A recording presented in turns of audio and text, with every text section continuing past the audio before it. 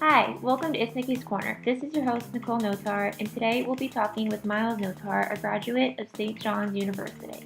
In today's episode, we'll be talking about the influence of student loans on college student stress levels. Thank you for joining us today, Miles. Yeah, no problem. It's a pleasure to be asked to be on your show. Today we're going to discuss the influence of student loans on college student stress levels. According to an article published by Student Loan Hero entitled The Mental Toll of Student Debt, What Our Survey Shows, more than 67% of respondents reported having physical symptoms of anxiety due to stress from their student loan debt. These symptoms include headaches, 71.5%, muscle tension, 55.9%, and upset stomach, 50%. Other symptoms included rapid heartbeat, tremors, fatigue, and shortness of breath. How much stress do you remember feeling as a college student, knowing the amount of student loan debt you had to start paying off after graduation? It was a very stressful burden to carry, especially when you're just figuring out what it is you're going to do with your degree. Just trying to get started in life.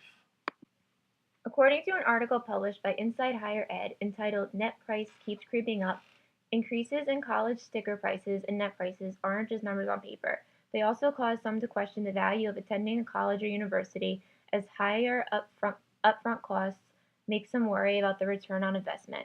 The debate exists even as the research continues to point to strong economic benefits from earning a college education. Sandy Baum, a senior fellow at the Urban Institute, who co-wrote the report, said we should be thinking about it not as a one-year problem, but as a long-term question of how we're going to finance higher education. Do you think the stress of having to pay off such an astronomical amount of money at such a young age could discourage young people from even attending college? Yes, it is very possible.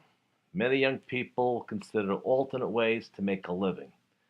Everybody needs a plumber, electrician, mechanic, etc. And trade school is a lot cheaper than higher education. At least it was when I was in college.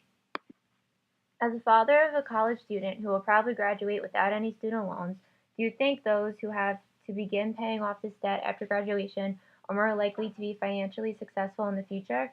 Because those with student loan debt have to start managing their money and paying bills at an earlier age than those who do not have student loans and won't have to pay bills until they own a car and move out of their parents' house. It could work both ways. On one hand, there's no financial burden to start with, which will lead to a better start in the bank account, and hopefully these students will be responsible.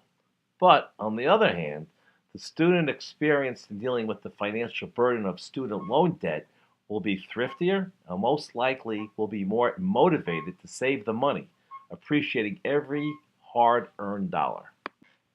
According to USA Today College, private college tuition is rising faster than inflation again. The nation's top 50 private universities, as ranked by US News and World Report, are upping their tuition by an average of 3.6% for the 2017-18 school year. Do you agree that college tuition and all the hidden costs that most classes require are getting out of hand?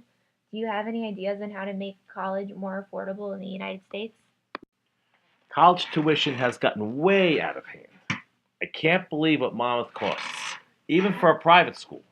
Private schools do still get some government money, nothing compared to state schools like Rutgers, but still a lot of government money.